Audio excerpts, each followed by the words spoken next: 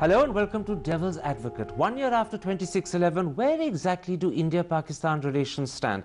That's the key issue I shall explore today with the High Commissioner of Pakistan, Shahid Malik. High Commissioner, let's start with the Pakistani view of India-Pakistan relations. Last week you said that the absence of dialogue between India and Pakistan was unfortunate, and you proposed as a solution the delinking of the dialogue process from action on terror. Isn't that exactly what the Prime Ministerial statement issued at Sharm el-Sheikh agreed to do? Absolutely, Karan. You said it absolutely correctly, that we are at a stage when we are not talking to each other in any sense. There is no diplomatic exchange, there is no dialogue. And in these remarks that I made, I think about a week ago, which was picked up by the Indian media, I did refer to the Sharm el-Sheikh statement of the 16th of July. But if today you're proposing something that the two governments agreed to do way back in July, are you then suggesting that India has gone back on a central commitment of Sharm el-Sheikh, that is reneged on that central commitment? You see, these are two strong words. I wouldn't like to use that. But I was only referring to the commitment, the agreement that the two prime ministers made on the 16th of July. And if you look at the joint statement, it's very clear that dialogue is the only way forward. Absolutely. In fact, the joint statement says action on terrorism should not be linked to the composite dialogue process, and these should not be bracketed. But given that India has committed itself to this at the level of the Prime Minister, why are you reminding India? Are you worried that India has forgotten this commitment, or are you worried that India is not acting on this commitment? It's not a question of being worried. You know, this has been our consistent stance. Right at the highest level, the President, the Prime Minister of Pakistan, the Foreign Minister, what we are looking for, Karan, is a result-oriented, focused dialogue between the two countries. And this is in the context of the composite dialogue. We have already had 4 rounds of the composite dialogue.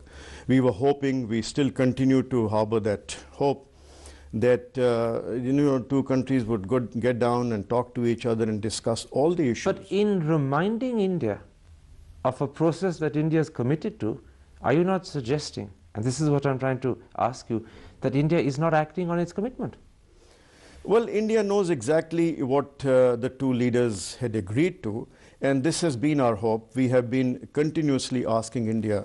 You see, the point that I'm making is also not only Pakistan. If you look at the public opinion, the media in particular in India, and a spate of articles have appeared in the recent past, and they have talked about a diplomatic vacuum. This is the phrase actually that has been used in one of the articles. A diplomatic vacuum exists, which is not helping the cause of peace in the subcontinent. And that vacuum exists because India is refusing to talk to Pakistan. That's your interpretation? Well, to put it fairly, the ball is in India's court. And so what you did last week was to remind the Indian government of a commitment they made in July, which the Indian government so far has not acted on. Well, you may call it reminder or whatever, but this is the policy that the government of Pakistan has continuously, consistently been saying. In fact, last week you went one step further. You said that Pakistan had made many requests to resume the dialogue. Let me ask you, how many such requests have you made, and what has been the response from the Indian side? Well, the response, you said it in your opening remarks, that the fact of the matter that the two countries are not talking to each other. The requests in the sense that I was referring to statements made by our leaders, by the President, by the Prime Minister, by the Foreign Minister, seeking a focused, result-oriented dialogue. And this was in reference to the commitment made at Sharm el-Sheikh in the joint statement. So, as you say, your leaders, your President, your Prime Minister, your Foreign Minister have made repeated requests in connection with the commitment made at Sharm el-Sheikh to resume the dialogue. What's the response from New Delhi? Well, requests in the sense that there have been statements. Whenever our leaders have been questioned about the current state of Pakistan-India relations, the correct response has been that we would like to resume the dialogue process with India. Well, you say you'd like to resume the dialogue process. What does Delhi say in reply to you? Well, it is obvious that so far there has been no response. Silence? Or has there been, in fact, an attempt to say, no, not yet? Well, I think it's a combination of both. No, not yet in the sense, and these are based on statements and reports that one has heard in the media, that Pakistan needs to do more in the context of the ongoing Bombay investigations. But you're saying that in response to statements from Pakistan, let's resume the dialogue process. The answer is either silence or no, not yet, or a combination of both. Combination of both, and combination of both in the sense that if you look at the joint statement where you just said that the two were delinked. The efforts that we are continuing to do in the context of terrorism and the dialogue process, they have to be delinked, and they are not to be bracketed. And the silence or the answer no, not yet is actually relinking rather than delinking. Well, you can put it that way. Now let me once again quote Shahid Malik to you. The statement also said both prime ministers recognize that dialogue is the only way forward. Right. And then the statement added, Prime Minister Singh said that India was ready to discuss all issues with Pakistan, including all outstanding issues. In which case it's clear that these are two sentences that are important to you. You know them by heart. Let me then ask you, is it not also then the case, as Pakistan interprets the situation, that India has either forgotten or is ignoring these two sentences? Well, the reason why I know this verbatim is because I was present in Sharm el-Sheikh. Absolutely. But so, is India ignoring these two sentences in not resuming the dialogue? Well, the commitment is there, and we are hoping, we still continue to hope that India would one day get down to the negotiations table. Will you accept this, that the commitment was made 6 months ago, and for 6 months that commitment hasn't been acted upon? Well, you can read the text of the joint statement, and well, we are hoping that India would, one day get back to us and start the dialogue process. So if you're hoping they'll one day get back, that also means that so far they haven't, and therefore so far that commitment hasn't been acted upon. Well, commitment, you see, Karan, it's a strong word to use against the leadership of a country. But you use the word commitment. I'm yes, only the repeating your phrase. Commitment was made in the joint statement. And it hasn't been acted upon so far? Well, there has been the fact of the matter that there has been no dialogue since then. Obviously shows that, the agreement that we made in Sharm el-Sheikh is yet to be implemented. All right. The agreement made in Sharm el-Sheikh is yet to be implemented. I'm repeating it because it's important. Is that right? Well, implemented in the sense that something that we agreed in July hasn't been acted upon. Hasn't been acted upon. Does this then mean that as of today, there is no communication of any substance and value between Delhi and Islamabad over all the issues and questions that the two countries need to address together? Well, in the context of the commitment that was made in Sharm el-Sheikh, what has been stated in the joint statement, yes, you're right. No communication? Well, communication in the sense that we have our diplomatic channels which are open. But no the two foreign offices, let me be very clear. The two foreign offices are in touch with each other on a variety of subjects. But when it comes to holding a structured composite dialogue, yes, that has not taken place. How is New Delhi's post-Sharm el-Sheikh behavior viewed by the Pakistan government? Well, to start with, there is no talk. How do they view that? And the positions, Karan, the point that I made repeatedly, in my interaction here also, not with the officials only, but, people that I meet, and that is my personal view, that the positions, unfortunately, are getting hardened day by day in Pakistan.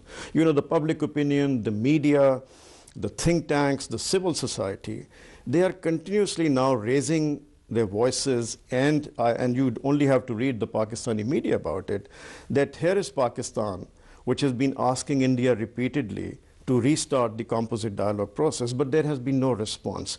So and I talked about the diplomatic vacuum. My only concern, my only worry is that by not talking to each other, we are strengthening the forces which do not want the two countries to make any progress. Extremist forces are being strengthened. Exactly. Liberal forces that are for cooperation and dialogue are being weakened. Absolutely. That is the point that I want to make. Does Pakistan also feel rebuffed? Well, rebuffed, again, Karan, you are using very strong words in today's interview. Rebuffed in the sense that, there has been no response. Let's put it that way. It feels slighted? Not really, not slighted. I mean, we have a stance, we have a position, and we have always sought a result-oriented, focused dialogue between the two countries. So we are hoping that one day we would get round to that stage. Rebuffed and disappointed? Disappointed, yes, personally disappointed. Rebuffed, I won't use that word. Let's take a break at that point. High Commissioner, I want to come back, and in part 2, I want to look at this critical relationship from the Indian perspective. That's in a moment's time. See you after the break.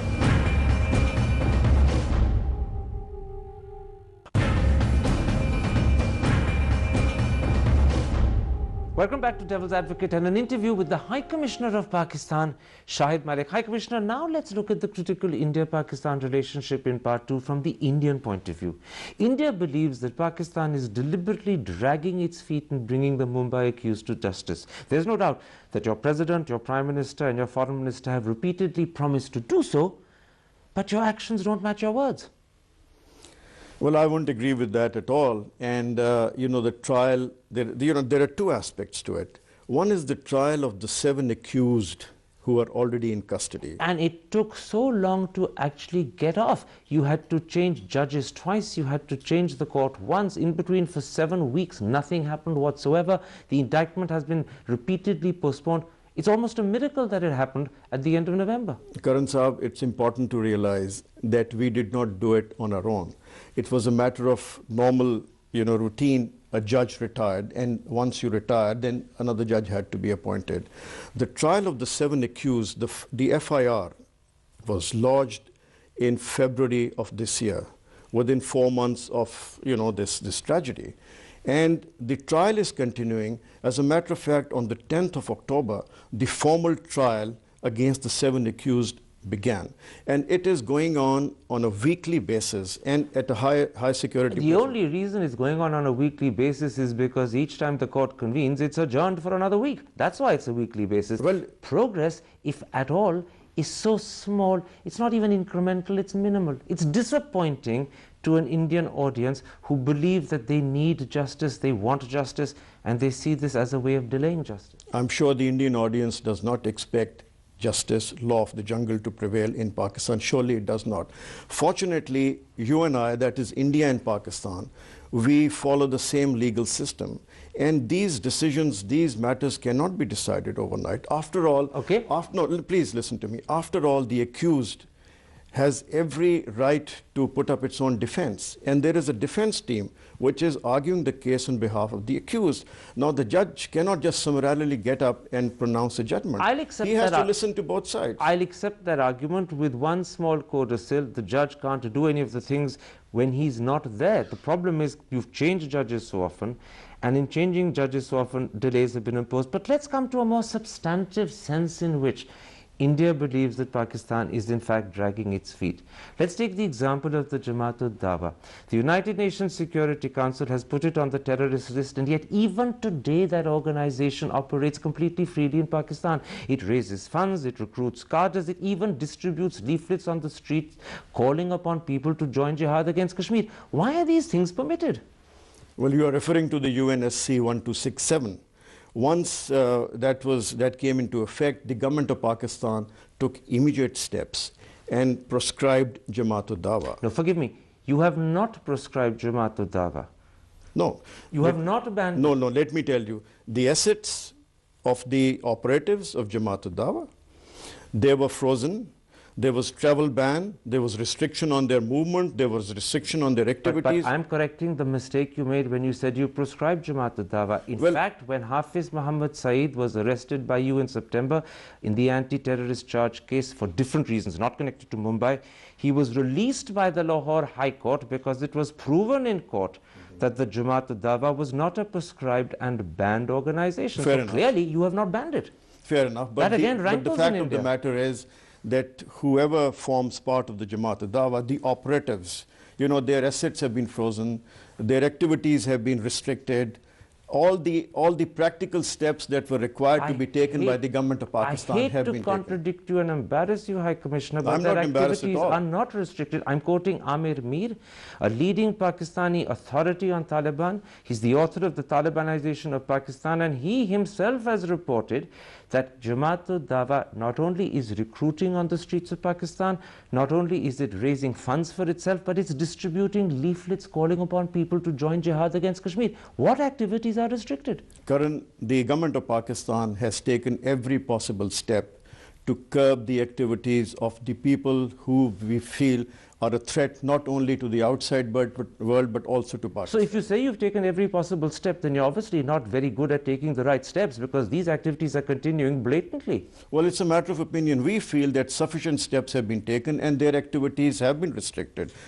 Can I quote a leading Jamaat Dawa leader, Maulana Saifullah Khalid, in a sermon on a Friday very recently? This is what he said: Muslims under the leadership of the Lashkar-e-Toiba and the Jamaat Dawa will conquer entire South Asia. And then he added pointedly, no one can stop us from fighting India. When leaders of the Jamaat Dawa say these things, why isn't action being taken against them? Why aren't they being stopped?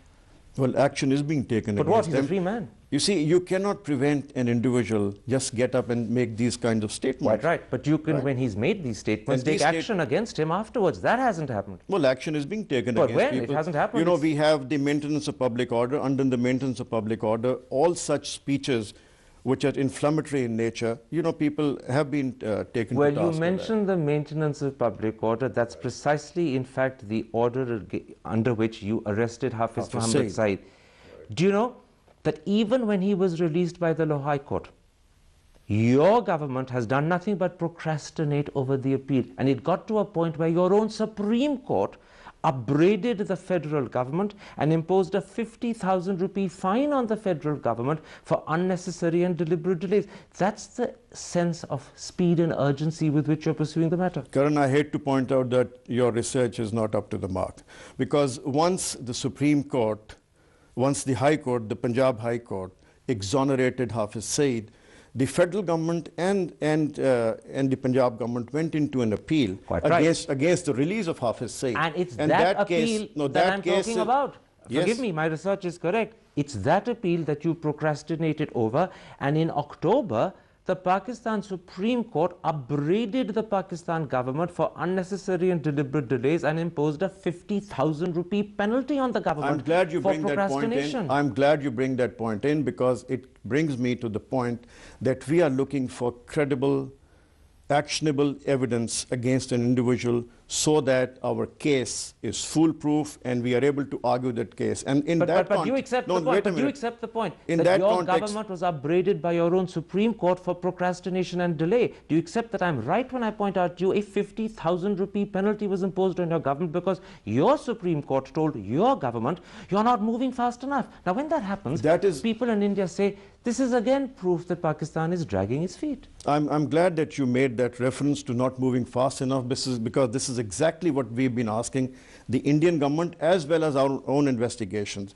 that please give us sufficient evidence so that it strengthens our hand in taking the case forward in the Supreme Court. High Commissioner, can I put it like this? When you claim that you don't have sufficient evidence against Hafiz Saeed, even though the LET is known to be responsible for 26/11, that's a bit like saying that Al-Qaeda may be responsible for 9/11, but we don't have evidence to act against Osama bin Laden. Do you really expect people in India to buy that argument? I'm referring to the case which is sub judice, which is before the Supreme Court, and I'm sure you would grant me that much, that once the government of Pakistan has sufficient evidence, it will surely strengthen the hands of the prosecutor. You have the evidence, you just don't choose to see it, or if you see it, you choose to ignore it, but you're not acting on it in either event. I don't agree with you at all on that front. Can I put this to you?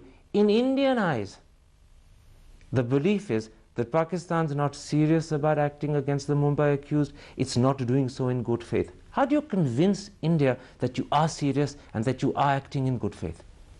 Well, I don't have to convince India. The facts are quite in front of everybody here. And as I said earlier, we follow the same legal system. The leads that had been provided to us, we are acting on those leads. And I would like to repeat that the law of the jungle does not operate in Pakistan. All right, if anybody in India expects that we'll be able to just get up and prosecute a person, it will not happen. Except for the fact that you have the evidence there, you're choosing not to act on it. Your own Supreme Court is accusing you of procrastination. I don't agree with you. Let me end with one simple question. Given this impasse between the two governments, do you see the relationship languishing where it is at the moment? Well, the relationship is languishing in the sense that we are not talking to each other. And there is no substitute for sitting across the table, even if we agree to disagree. High Commissioner, a pleasure to